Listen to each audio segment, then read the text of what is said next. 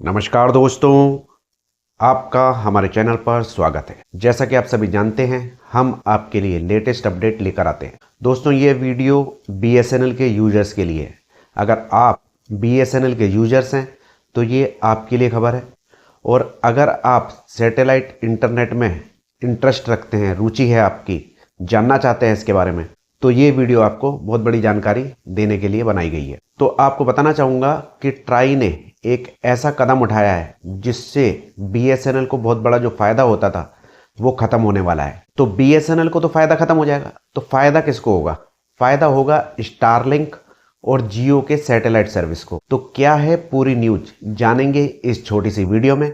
उससे पहले आपसे छोटी सी ही रिक्वेस्ट है, वीडियो को लाइक कीजिए, शेयर कीजिए और चैनल को सब्सक्राइब कर लीजिए। तो चलिए दोस्तों, शुरू करते हैं।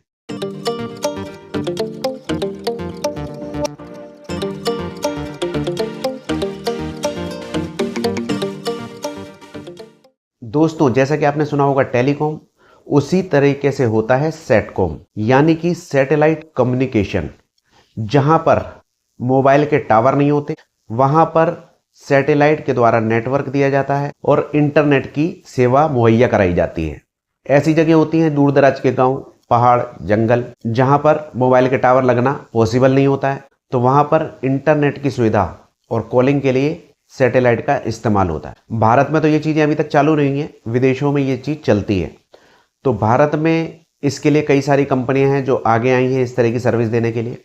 उनमें से एक BSNL भी इस तरह के प्रयास कर रहा है, या आप कह सकते हैं कि BSNL भी भविष्य में आपको सैटेलाइट इंटरनेट की सेवा देगा, और इसके लिए BSNL का रजिस्ट्रेशन भी है। लेकिन यहाँ बात BSNL के रजिस्ट्रेशन की और सेवा की नहीं है, यहाँ बात आ रही है कि जो BSNL अपनी सर्विस फीस देता है वो देता है 1%, लेकिन जो दूसरी कंपनियां, प्राइवेट कंपनियां हैं, जियो, स्टारलिंक, अमेजॉन, तो ये भी सैटेलाइट इंटरनेट को देने वाली कंपनियां हैं। इनसे सरकार लेती है 4% की फीस, BSNL देती है 1% की फीस। तो ट्राई ने सीधे सीधे बोल दिया है BSNL को कि जो आप अब तक 1% की फीस दे रहे थे वो नहीं चलेगी, आपको भी दूसरी कंपनियों की तरह 4% की फीस देनी होगी। तो BSNL को 1% देनी पड़ती थी, 3% का फायदा हो रहा था, क्योंकि BSNL सरकारी कंपनी है।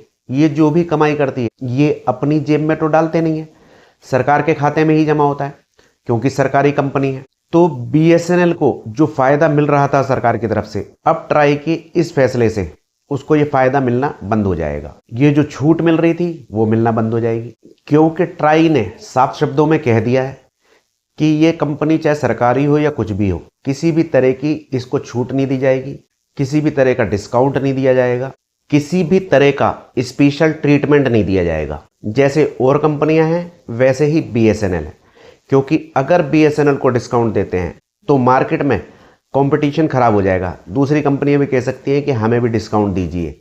जब सरकार उसे दे सकती है तो हमें क्यों नहीं दे रही है? हम तो फीस दे रहे हैं, टैक्स भी दे रहे हैं, सारी चीज़ें दे रहे हैं। तो ट्राई का कहना है कि इससे कंपटीशन में फर्क आएगा, इसलिए सभी कंपनियां बराबर हैं, तो BSNL भी 4% का AGR देगी। अब सोचने वाली बात यह है कि इससे BSNL के ऊपर क्या असर आएगा। तो जैसा कि आप सभी जानते हैं, BSNL के पास तो टावर लगाने के पैसे नहीं है। अब 4% की फीस सेटकॉम में देनी पड़ जाएगी। इतना पैसा BSNL कहाँ से लाएगी? तो इसकी वजह से जो भी उसके प्रोजेक्ट चल रहे हैं वो सब डिले हो जाएंगे, सारे प्रोजेक्ट में देरी आएगी। जो सरकार का सपना है गाँव में, पहाड़ों पर, दूर दराज के एरियो में इंटरनेट सेवा को लेके आने का, वो काफ़ी समय के लिए पेंडिंग हो सकता है, वो रुक सकता है।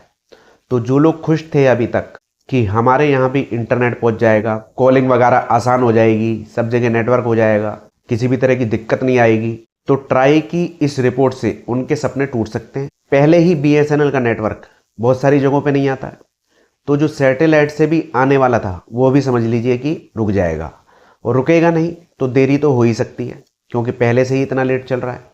दूसरी कंपनियां 6G की तैयारी कर रहे हैं, यहाँ 5G भी नहीं आया, 4G का टावर नहीं लगे हैं। तो इसे आप ये भी कह सकते हैं कि ट्राई का ये फैसला BSNL के हक में तो है नहीं, क्योंकि इससे फायदा सीधे सीधे प्राइवेट कंपनियों को होने वाला है।